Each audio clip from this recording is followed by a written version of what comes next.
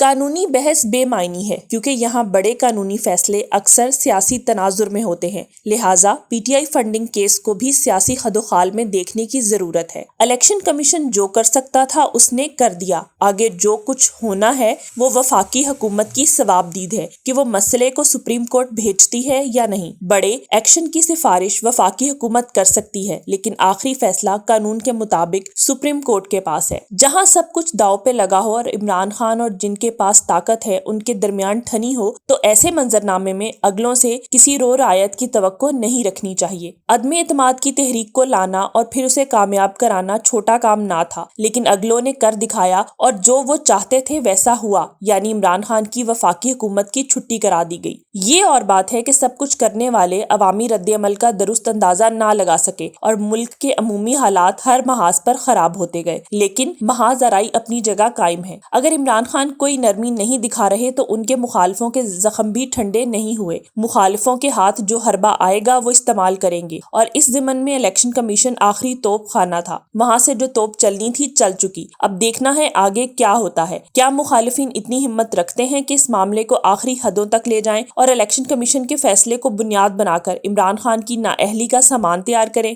یہ نہیں بھولنا چاہیے کہ نواز شریف کو ایک تکنیکی نقطے پر نااہل قرار دے دیا گیا تھا۔ پاناما کیس کی کارروائی ہوئی تو بہت لمبی تھی، لیکن آخرکار انحصار ایک چھوٹے تکنیکی نقطے پر ہی کیا گیا کہ فلاں ایک اکاؤنٹ ہے جو ظاہر نہیں کیا گیا تھا۔ اس اکاؤنٹ سے نواز شریف نے پیسے نکلوائے نہیں تھے، لیکن پھر بھی یہ سٹینڈ لیا گیا کہ اس اکاؤنٹ کو ظاہر نہیں کیا گیا تھا۔ اس بنا پر نواز شریف پاناما کیس میں نااہل قرار پائے تھے۔ تو سوال یہ ہے کہ کیا عمران خان کے خلاف بھی ایسا ہو سکتا ہے؟ میرے خیال میں نہیں، اور یہ میں صرف اس لیے کہہ رہا ہوں کہ ایک تو ملکی حالات خراب ہیں اور دوم پی ٹی آئی ایک بڑی عوامی طاقت بن چکی ہے، اور اگر وہ رد عمل دکھانے پر آئے تو ملکی حالات مزید خراب ہو سکتے ہیں۔ آپ نے ملاحظہ کیا ہوگا جو رائے میں دے رہا ہوں اس کا قانون سے کوئی تعلق نہیں ہے، یہ محض سیاسی حالات پر مبنی ایک سیاسی رائے ہے جو درست ہو سکتی ہے اور غلط بھی۔ البتہ اتنا تو ہے کہ تحریک انصاف قدرے دفاعی پوزیشن پر آ گئی ہے۔ الیکشن کمیشن نے پی ٹی آئی کو شو کاز نوٹس جاری کیا ہے کہ کیوں نہ متعلقہ فنڈ ضبط کیے جائیں۔ اس نوٹس کا جواب دینا ہوگا اور پھر مسئلہ وفاقی حکومت کے پاس جائے گا، اور وہاں جو لوگ موجود ہیں ظاہر ہے وہ جو کچھ عمران خان کے خلاف کر سکے انہوں نے کرنا ہے، یعنی پی ٹی آئی کا دھیان تو بٹ گیا۔ اس کے لیے یہ لازمی امر بن جائے گا کہ وہ یہ قانونی جنگ لڑے، لیکن اس سب کچھ کے باوجود میری پھر بھی رائے ہے کہ پی ٹی آئی کے خلاف بڑا ایکشن نہیں لیا جا سکتا کیونکہ ملکی حالات اس کی اجازت نہیں دیتے۔ ایک بات البتہ یاد آتی ہے کہ جب 1977 کا مارشل لا لگا اور اس کے بعد جب 302 کا مقدمہ ذوالفقار علی بھٹو پر قائم ہوا تو ہم جیسے سمجھدار کہتے تھے کہ ایک تو جنرل ضیاء الحق 90 دن میں الیکشن کروانے سے بھاگ نہیں سکیں گے، یعنی انہیں الیکشن کروانے پڑیں گے، اور دوسری بات بھٹو صاحب پر مقدمہ قائم تو ہو گیا لیکن ان کے خلاف آخری حدوں والا معاملہ نہیں ہوگا یا نہیں ہو سکتا کیونکہ حالات اس کی اجازت نہ دیں گے۔ اس موقع پر ہم جیسے سمجھدار لوگ غلط ثابت ہوئے۔ کیا اس کا احتمال ہے کہ ہم جیسے سمجھدار لوگ ایک بار پھر غلط ثابت ہوں؟ میرا خیال ہے کہ نہیں، اور اس کی وجہ یہ ہے کہ عمران خان کے پاس وہ سپورٹ ہے جس سے بھٹو صاحب محروم تھے۔ بھٹو عوامی لیڈر تھے لیکن جسے ہم مقتدرہ کہتے ہیں وہ ان کے خلاف تھی، نہ صرف خلاف تھی بلکہ ان کو دشمنی کی نگاہ سے دیکھتی تھی۔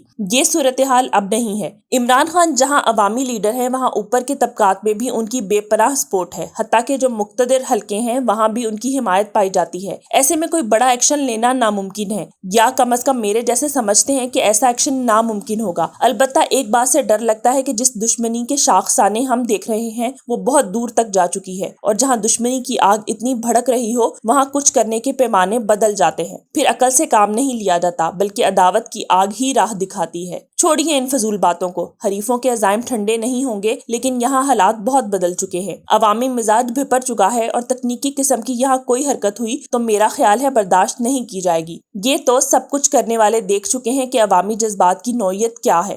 یہ بھی ہے کہ اعلیٰ عدلیہ انگوٹھا چھاپ مشین نہیں، کسی کے اشاروں پر چلنے والی نہیں۔ وہ زمانے گئے جب شریف الدین پیرزادہ اعلیٰ عدلیہ کے فیصلوں پر اثر انداز ہو سکتے تھے۔ 1977 کا نصرت بھٹو کیس جو کہ مارشل لا لگنے کے خلاف تھا میں پیرزادہ صاحب فیصلے پر اثر انداز ہوئے تھے۔ یہ کہانی تو اب مشہور ہے کہ چیف جسٹس انوار الحق جب فیصلہ لکھ چکے تھے تو شام کی ایک ضیافت میں پیرزادہ صاحب نے جج صاحب سے پوچھا کہ فیصلہ لکھ دیا گیا ہے؟ جب جج صاحب نے کہا ہاں تو پیرزادہ صاحب نے پوچھا کہ اس میں جنرل ضیاء کو آئین میں ترمیم کا حق بھی دیا گیا ہوگا؟ جسٹس انوار الحق نے کہا کہ ایسا تو نہیں کیا، جس پر شریف الدین پیرزادہ نے کہا کہ ایک PCO آنے والا ہے جس میں تمام جج صاحبان کو نیا حلف لینا ہوگا۔ جسٹس صاحب اشارہ سمجھ گئے۔ واقفان حال بتاتے ہیں کہ ضیافت کے فوراً بعد سپریم کورٹ، جو تب پشاور روڈ راولپنڈی میں بیٹھا کرتی تھی، کے دروازے کھولے گئے اور ٹائپ شدہ فیصلے پر جسٹس صاحب نے اپنے ہاتھ سے لکھا کہ چیف مارشل لا ایڈمنسٹریٹر کو الیکشن کروانے کی غرض سے آئین میں ترمیم کرنے کا حق بھی دیا جاتا ہے۔